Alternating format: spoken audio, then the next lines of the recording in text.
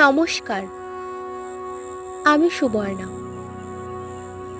সুবর্ণার কণ্ঠকথা চ্যানেলে আপনাদের সকলকে স্বাগত জানাই। আজ আমি কবিগুরু রবীন্দ্রনাথ ঠাকুরের বিখ্যাত জনপ্রিয় কৃপণ কবিতাটি আবৃত্তি করছি। আমি ভিক্ষা করে ফিরতেছিলাম গ্রামের পথে পথে,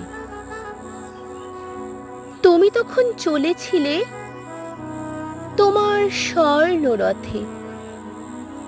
অপূর্ব এক স্বপ্ন সম লাগতেছিল চক্ষে মম। কি বিচিত্র শোভা তোমার, কি বিচিত্র সাজ।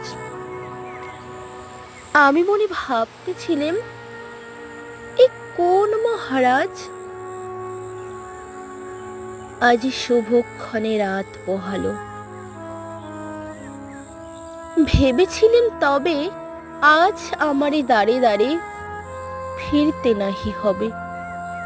বাহির হতে নাহি হতে কাহার দেখা পেলেম পথে। চলিতে রথ ধনধান্য ছড়াবো দুই ধারে। মুঠা মুঠা কুড়িয়ে নেব নেব ভারে ভারে। দেখি সহসা রথ থেমে গেল আমার কাছে এসে। আমার মুখ পানে চেয়ে নামলে তুমি হেসে।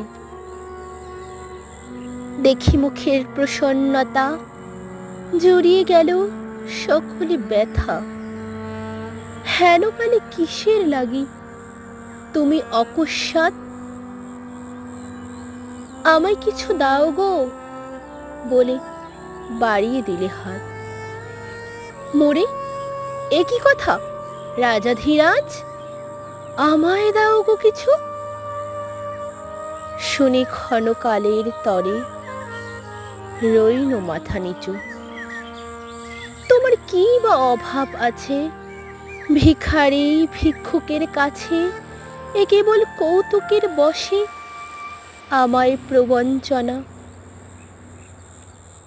ঝুলি হতে দিলেম তুলে একটি ছোট কণা। যবে পাত্রখানি ঘরে এনে উজাড় করি, এ কি ভিক্ষা মাঝে একটি ছোট সোনার কণা দেখি।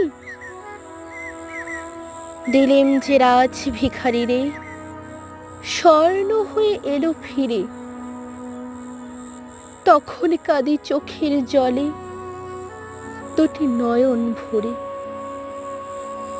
তোমায় কেন দিইনি আমার সকল শূন্য করে।